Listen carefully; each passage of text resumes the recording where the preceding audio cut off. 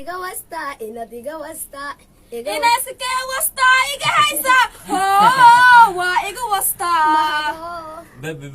anuguskey waa koori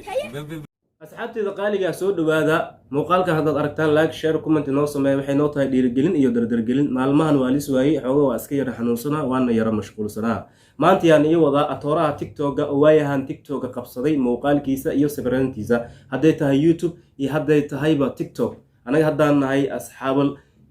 asxaabul qad haddaan nahay marba waxaan aragno unbaan buunbuuninaa run ahaantii wiilkan markuu videogan sameeyey iyo gabdhahan dad badan ayaa commentiga ku caayay dadna sawiraantiis ayay soo qaateen dadna si live ayay u caayeen dadna commentiga ku caayeen ani su-aashaan isweydiinayo waxay tahay ee asxaabteeda qaaliga ama idin weydiinayo wiilkan waxa uu sameeyey iyo gabdhahan waxa ay sameeyeen hadday tahay wax xun aysan wanaagsanayn videogan sidaad aragtaan ama aad aragteenba 50,000 iyo 40 iyo hayay kun ayaa macni loof saartay loofka muxuu ka turjumayaa loofkan wuxuu ka turjumayaa videogan ama waxaan waan ka helay waan jeclahay dadna way share gareeyeen dadna youtube koodii ayayba soo gashteenba su-aashaan idin weydiinayo waxay tahay reer qad shaygan hadduu yahay shay xun sababta aad janalkaaga usoo gashatay maxay tahay sababta aad qofkan laagta ugu saartay maxay tahay sababta aad u share gareynaysa maxay tahay taasi isweydii naftaada weydii bal isweydii shaygan hadduu xumaan yahay aad og tahay inuu xumaan yahay sababta aad u sheergaraysa ama youtube-kaaga ama janalkaaga aad usoo gashatay maxay tahay horta soomaaliya run aan isku sheegno kulligeena ya ama tiktok isticmaal ama facebook isticmaal ama macna youtube isticmaal waxaan nahay dad oo shar wada faafinayo ya waxaan nahay dad shar wada faafinayo waayo shaygan haddii bartiis lagu tegi lahaa maanta adduun weynaha dhan muusan gaari lahayn videogan 50,000 iyo 40,000 inta udhexayso ayaa macnii loof dhaqdhaq ku siisay dhacwash ya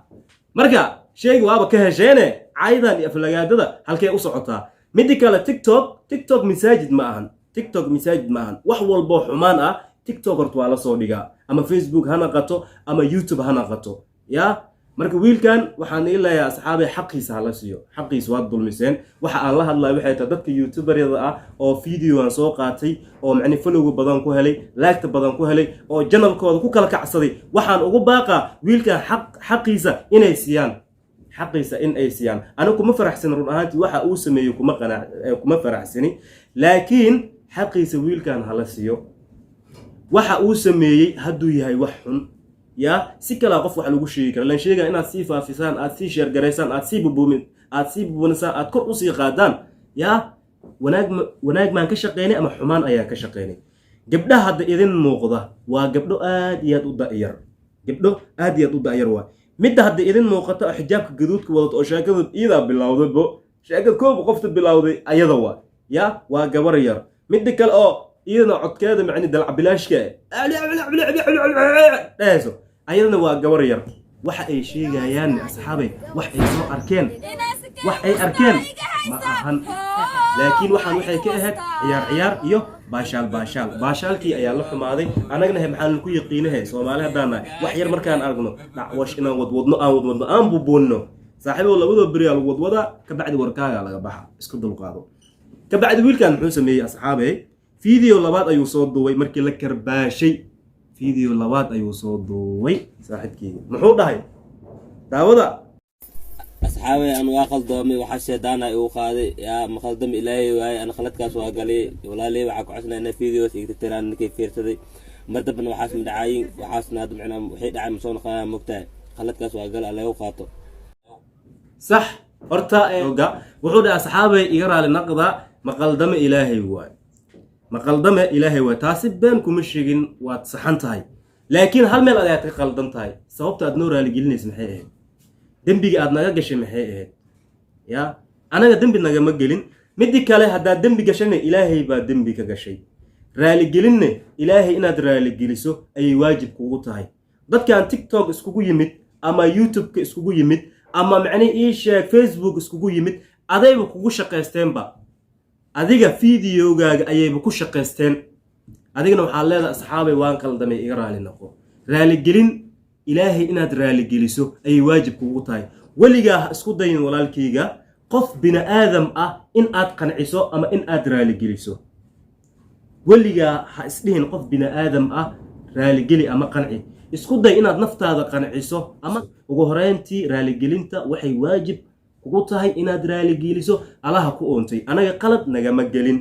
qaladka labaad aa gashay ayaa midkaas ah waxaad leedahay mid kale wuxuu leeyahay asxaabay dhageysta ana khaladkaas waa galay walaalay waxa ku cusnaa videos igta tiraan ninkay fiirsaday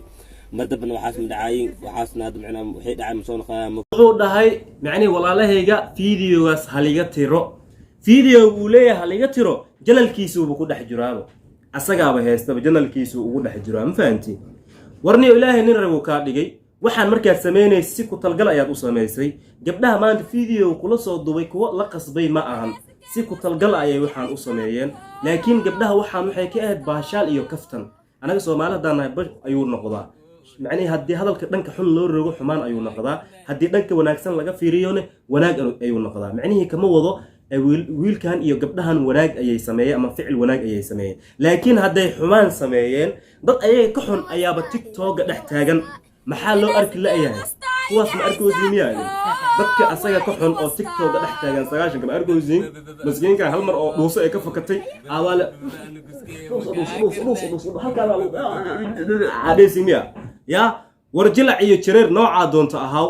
waad qaldamaysaa qof bini aadam aan qaldamin ma lahan laakiin qofka markuu qaldamo waxa wanaagsan in aan wax u sheegno qaabkan wax ugu sheegino waa qaabkee qofka inaad cayso nasabadiisa jinsigiisa faraciisa in aad cayso qofku waxba kuma fahmaaye waxa laga yaabaa in uu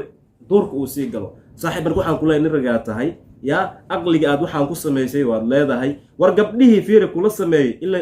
ilaa ay hadda calaacal ijixaan muujinayo adna alle asxaab ay garaa la noqo waa qaldamay ma qaldamay ilaahay waa sax waa ma qaldamay ilaahay waaye qof walbo bini aadam ah wuu qaldamaa laakiin hadda isku daydo dadkan TikTok ama YouTube iskugu yimid in aad raali geliso ma raali gelin kartid dadka adayba kugu shaqeysteen dadka aad leedahay iga raali noqo adayba kugu shaqeysteen videoga ku shaqeysteen nin waxa tahay oo talent leh dad badan oo guryaha ku jiray oo iska jiifay oo viewskooda hoos u socday ayaa u shaqeysayba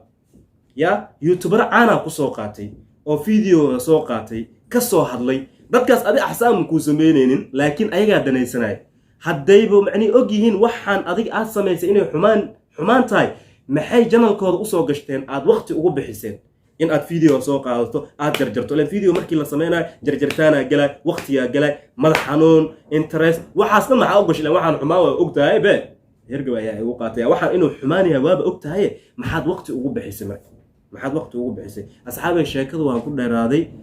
run ahaantii waxaan rabay muuqaalkan in aan ka hadlo wiilkan iyo gabdhahan run ahaantii wax xun ayay sameeyeen eray xun ayay ku hadleen laakiin dad ka sii xun ayaa TikTok dhex taagan dad ayaga ka sii xun ayaa TikTok dhex taagan dadkaas hala soo qabto dadkaas hala soo qabto walaalkii waxaan ku leeyahay dambi maadaama aa gashay dambigaasna ya rabbiga ku oontay kaliya raali geli rabbiga ku oontay raali geli dadkan TikTok iskugu yimid ha isku day in aad raali geliso ya taasi ayaa ku qeyr badan waana ku wanaagsan asxaab waxaan ilaahay muuqaalka hadduu nii soo gaaro like share comment dhac wash ku siya ifka lagu yahay